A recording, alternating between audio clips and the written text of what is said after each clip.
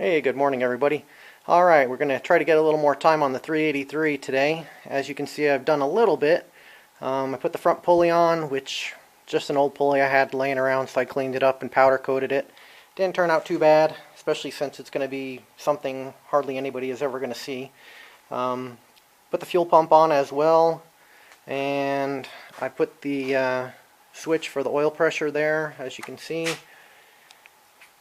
And we got a dipstick that's going to wind up bolting, as you can see here, to the header bolt when the headers are on.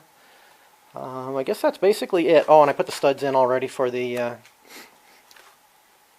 valve covers along with the gaskets as well. So that's what we're going to try to do today. We got our intake manifold here, and we got the valve covers, the little wing bolts, got some gaskets here, intake manifold bolts, the little hold down for the distributor, and of course the distributor.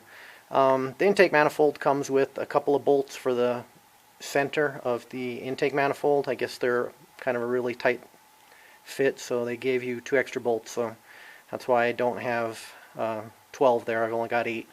But like I said, so that's the plan for today. Try to get that on and get the distributor popped in there. I've already turned the motor over and I've got it on number 1 cylinder, so it should be firing. So when we drop the distributor in, everything should be ready to go. Just tighten it up, and hopefully when we put the motor in the car, it'll fire up first go round. But so let me get started and I'll come back with you in just a bit.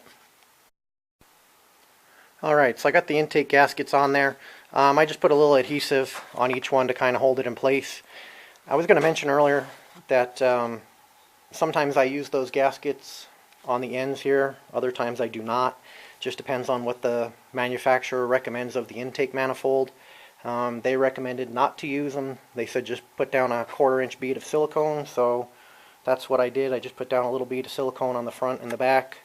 I'm sure most of you know these are usually the problem areas right here, so I just put a little extra on the tops there. And I'm going to go ahead and get that manifold now and set it on. I am also going to put thread sealant on the bolts when I put them in, but like I said, I'm going to set that intake manifold on now, and I'll come back with you in just a little bit. Alright, so we got the intake manifold on. I think it looks pretty good. I'm happy with the choice. It's a Wyand. I've used a lot of Wyand products over the years, or intake manifolds. I've had several Team Gs, a 671 supercharger, and I've had a tunnel ram, all Wyand, and like I said, I really liked them. So we went with the, what is it, the Street Warrior this time, and polished, which I'm happy with it. Like I said, it looks pretty good. So anyways, that's on. What I'm going to do next is get the distributor and put that guy in. So like I said, we've got it turned over onto number 1 already. I'm going to get the flashlight, look down in there. Actually, you can kind of see the drive rod for the fuel pump. Kind of get that into position. That way when I drop the distributor in, I can put number 1 where I want it, and everything will line up nicely. So anyways, like I said, that's what I'm going to do next. I'll go ahead and drop that distributor in, and I'll come back in just a few minutes when I get that done. Alright, so we got the distributor in. Went ahead and put a little 1 on there. That will be where my number 1 cylinder is. I don't know, I have a preference for that location, but I always mark it just in case I forget. So anyways, like I said, that's in, tightened down, ready to go. I'll put the valve covers on next, and looks like that will take care of it for the day. So let me get the valve covers on, and I'll show you what it looks like when we're finished. Alright, there we go. Got the valve covers on. Looking pretty good. Not too bad for a couple hours worth of work. I know it's only probably a 10-minute video, but you know, magic of video versus real time.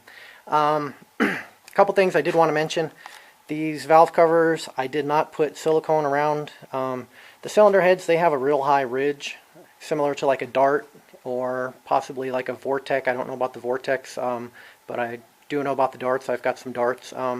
They've got a real heavy ridge all the way around, so they're not really very prone to leaking. So I didn't put any silicone around there. Not to mention these valve covers are cast aluminum, and they're brand new, so I mean, cast aluminum, heavy duty cast valve covers generally don't warp, So again, not really any concern or any reason why I would put silicone on there. The intake manifold, I just wanted to mention I did torque it, and I torqued it according to what the instructions, the YN Holley instructions wanted. They recommended starting on the inside, which is normal, and then kind of crisscrossing and working your way out, which I did. They said do 5 foot-pounds, 10 foot-pounds, and then, 10 foot-pounds, 15 foot-pounds, and then end at 25. So that's what I went ahead and did. And I just wanted to throw that in there before I finished up the video. But anyways, so there it is. Like I said, not too bad for a couple hours worth of work. And one step closer to getting that El Camino fired up and running. Alright, thanks for watching. We'll see you in the next video.